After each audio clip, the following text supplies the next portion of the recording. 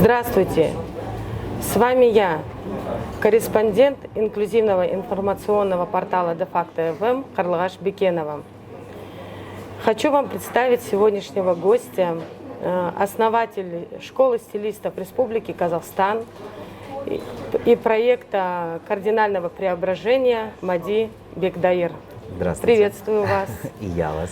Как говорится, встречают по одежке, провожают по уму. А вы знаете новую казахстанскую поговорку: встречают по одежке, провожают так же плохо?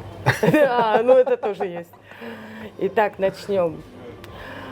У вас это была детская мечта или осознанный выбор был?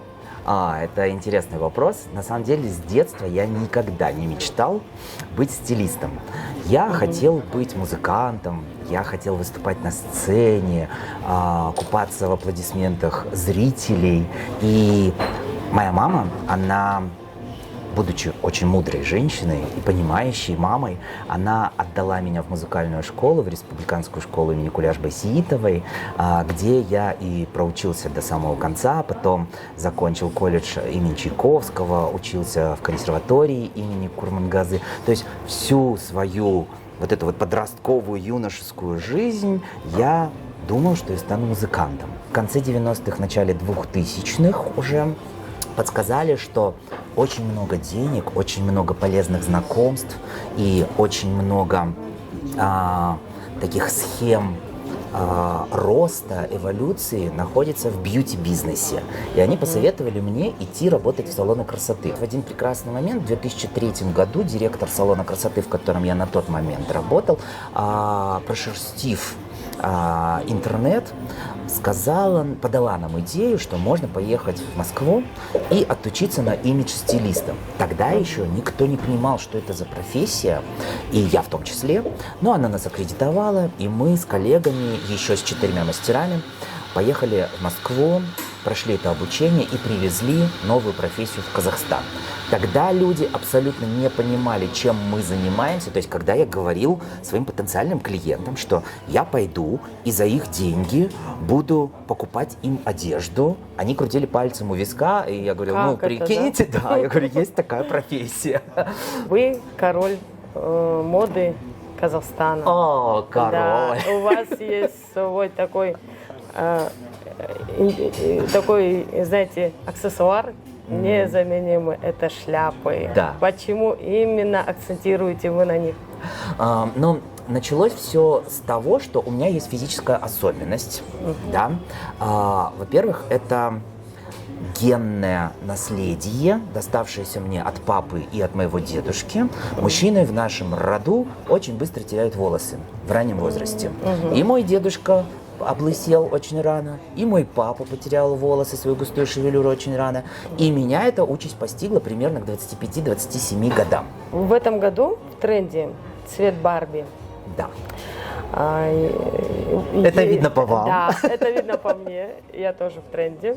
Да. Есть такие девушки, вот обычно говорят, не идет этот цвет. Но так как это в тренде, неохота отставать от моды, соответственно. В этой ситуации как быть? Как можно переиграть? Во-первых, не нужно слепо следовать моде.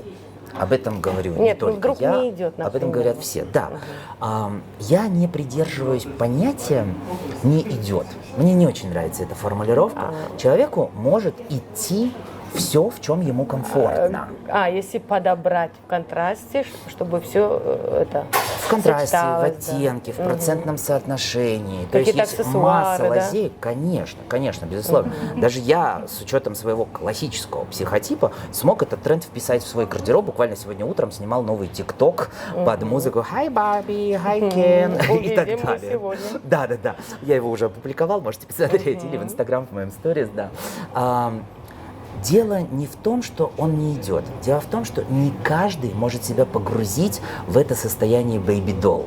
Ведь у нас же есть очень серьезные люди, которые, да ты что, пластиковая кукла Барби, это вообще не зона моего комфорта и так далее. В чем проблема? Проблема в том, что очень многие люди считают большой сложностью или даже невозможным как-то вот похолить, полелеять своего внутреннего ребенка. Вы открыли школу юных стилистов. Да. Давайте об этом еще. С какого возраста дети могут принимать участие и где проводится обучение? В 2013 году мы запустили первый сезон школы юных стилистов, и на тот момент у нас обучались детки с 8 до 15 лет. А в 2015 году мы запустили второй сезон, и там уже участвовали детки с 7 до 15 лет.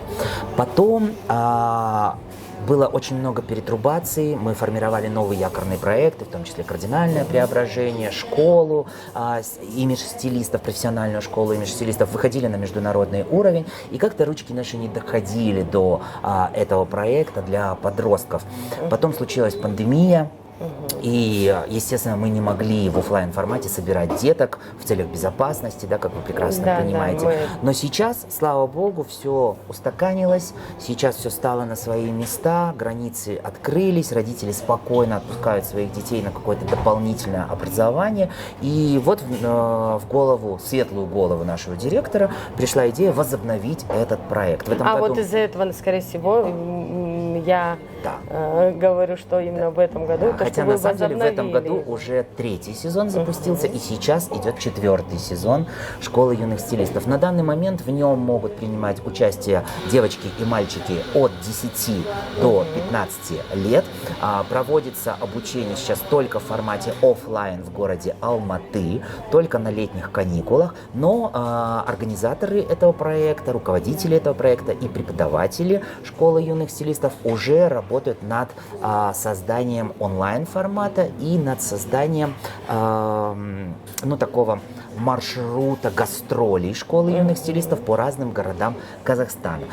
Ничего точно пока прогнозировать не могу, лишь только могу посоветовать следить за публикациями, обо всех новостях, естественно, будем всегда информировать. Дайте нашим телезрительницам, зрительницам совет 7 топ того, чего нельзя делать в своем имидже. 7? 7, именно 7. Хорошо. Давайте. Давайте будем загибать пальцы. Первое. Да. Первое. Никогда не ругайте свою внешность. Никогда не ругайте свое тело. Второе. Никогда не идите на поводу у стереотипов. Третье. Никогда не отправляйтесь к стилисту, если вы счастливы. Четвертое у нас? Четвертое. Не забывайте о ежедневной стилизации своего образа. Пятое. Не забывайте почаще выбираться из дома в хорошей компании, а может быть даже и в одиночестве, вечером. То есть впускайте в свою жизнь как можно больше вечерних мероприятий. Шестое. Читайте умные книжки, например, «6 шагов к совершенному стилю». Седьмой заключительный совет. Никогда не бойтесь оставаться самими собой. Не стесняйтесь того, что вы можете к 25 годам облысеть, согласно генной наследственности. Не стесняйтесь и не переживайте по тому поводу, если у вас страдает зрение или слух, если вы имеете по разным причинам какие-то физические особенности. Никогда этого не стесняйтесь, потому что таких, как вы, в этом мире, в этой вселенной больше никогда не будет. Таких, как вы, никогда не было. Таких, как вы, нет. И вы самая настоящая индивидуальность, вы самая настоящая персональная красота, вы самый настоящий личный бренд. Именно вы интересны зрителям как личность, как произведение искусства. Помните об этом. Только вы и есть самый красивый на свете. Мади, благодарю вас за наше сегодняшнее интервью, за то, что вы украшаете наших казахстанских и всех женщин земли. Я очень рада знакомству. Взаимно. С вами была Карлығаш и Мади Бекдаир. До новых встреч! Де-факто FM. Особенное радио для особенных людей.